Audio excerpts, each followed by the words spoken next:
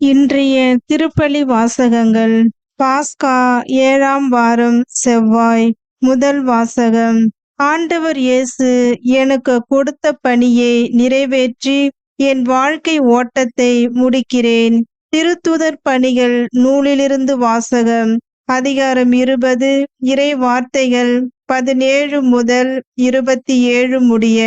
அந்நாள்களில் பவுல் மிலேத்துவில் இருந்து எபேசுக்கு ஆள் அனுப்பி திருச்சபையின் மூப்பர்களை வரவழைத்தார். அவர்கள் வந்ததும் அவர்களிடம் அவர் கூறியது: நான் ஆசியாவுக்கு வந்து சேர்ந்த நாள் முதல் இந்நாள் வரை எவ்வாறு உங்களிடம் நடந்து கொண்டேன் என்பதை நீங்கள் அறிவீர்கள். யூதர்களுடைய சூழ்ச்சிகளால் எனக்கு ஏற்பட்ட சோதனைகளின் போது மிகுந்த மனத்தாழ்மையோடும் கண்ணீரோடும் ஆண்டவருக்கு பணிபுரிந்தேன். நன்மை பயக்கும் ஒன்றையும் உங்களுக்கு நான் அறிவிக்காமல் விட்டுவிடவில்லை. பொது இடங்களிலும் வீடு வீடாகவும் சென்று உங்களுக்கு கற்றுக் கொடுத்தேன். நம் ஆண்டவர் இயேசுவின் மீது நம்பிக்கை கொள்ளுமாறும் மனம் மாறி கடவுளிடம் வந்து சேருமாறும் நான் யூதரிடமும் கிரேக்கரிடமும் வற்புறுத்தி கூறினேன். இப்போதும் தூய ஆவியாருக்கு கட்டுப்பட்டு நான் எருசலேமுக்கு செல்கிறேன். அங்கு எனக்கு என்ன நேரிடும் என்பது தெரியாது. சிறை வாழ்வும் இன்னல்களும் எனக்காக காத்திருக்கின்றன என்று தூய ஆவியார் ஒவ்வொரு நகரிலும் என்னை எச்சரித்து வருகிறார். என்னை பொறுத்த வரையில் எனது உயிரை ஒரு பொருட்டாக நான் மதிக்கவில்லை. இறையருளை பற்றிய நற்செய்திக்கு சான்று பகருமாறு ஆண்டவர் இயேசு எனக்கு கொடுத்த பணியை நிறைவேற்றி என் வாழ்க்கை ஓட்டத்தை முடிப்பதே என் விருப்பம். இதுவரை நான் உங்களிடையே வந்து இறையாட்சியை பற்றி பறைசாற்றினேன். ஆனால் இனிமேல் உங்களுள் எவரும் என் முகத்தை பார்க்க போவதில்லை என்று நான் அறிவேன்.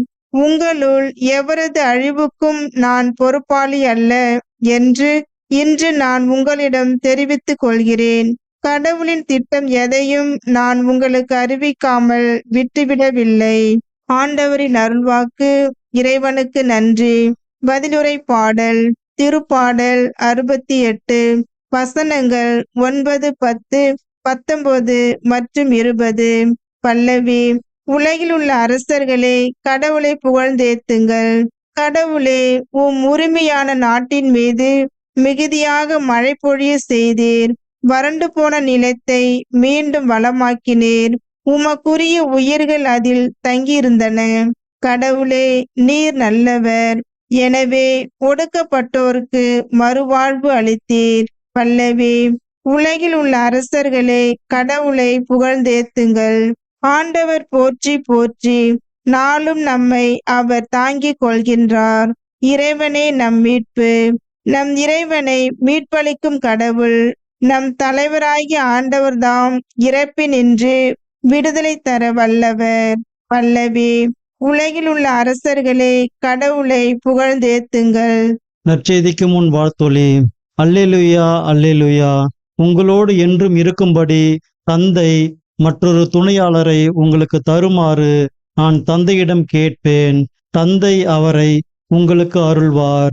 அல்லேலுயா அல்லேலுயா. நற்செய்தி வாசகம். தந்தையே, நீர் மகனை மாட்சிப்படுத்தும். யோவான் எழுதிய தூய நற்செய்தியிலிருந்து வாசகம். அதிகாரம் 17, இறை வசனங்கள் 1 முதல் 11 முடிய. அக்காலத்தில் இயேசு வானத்தை அண்ணாந்து பார்த்து வேண்டியது: தந்தையே, நேரம் வந்துவிட்டது. மகன் உம்மை மாட்சிப்படுத்துமாறு நீர் மகனை மாட்சிப்படுத்தும். ஏனெனில் நீர் அவரிடம் ஒப்படைத்தவர்கள் அனைவருக்கும் அவர் நிலைவாழ்வை அருளுமாறு மனிதர் அனைவர் மீதும் அவருக்கு அதிகாரம் அளித்துள்ளீர். உண்மையான ஒரே கடவுளாகிய உம்மையும் நீர் அனுப்பிய இயேசு கிறிஸ்துவையும் அறிவதே நிலைவாழ்வு.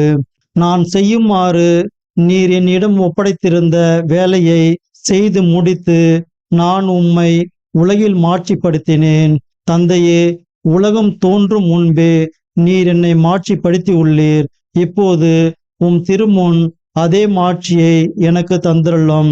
நீர் இவ்வுலகில் இருந்து தேர்ந்தெடுத்து என்னிடம் ஒப்படைத்த மக்களுக்கு நான் உமது பெயரை வெளிப்படுத்தினேன். உமக்கு உரியவர்களாய் இருந்த அவர்களை நீர் என்னிடம் ஒப்படைத்தீர். அவர்களும் உம் வார்த்தைகளை கடைபிடித்தார்கள். நீர் எனக்கு தந்தவை அனைத்தும் உம்மிடமிருந்தே வந்தவை என்பது இப்பொழுது அவர்களுக்கு தெரியும்.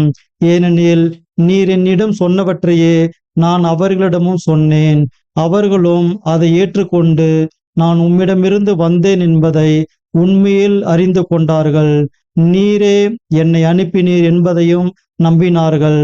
அவர்களுக்காக நான் வேண்டுகிறேன், உலகிற்காக அல்ல, மாறாக நீர் என்னிடம் ஒப்படைத்தவர்களுக்காகவே வேண்டுகிறேன். அவர்கள் உமக்கு உரியவர்கள். என்னுடையதெல்லாம் உம்முடையதே, உம்முடையதும் என்னுடையதே. அவர்கள் வழியாய் நான் மாட்சி பெற்றிருக்கிறேன்.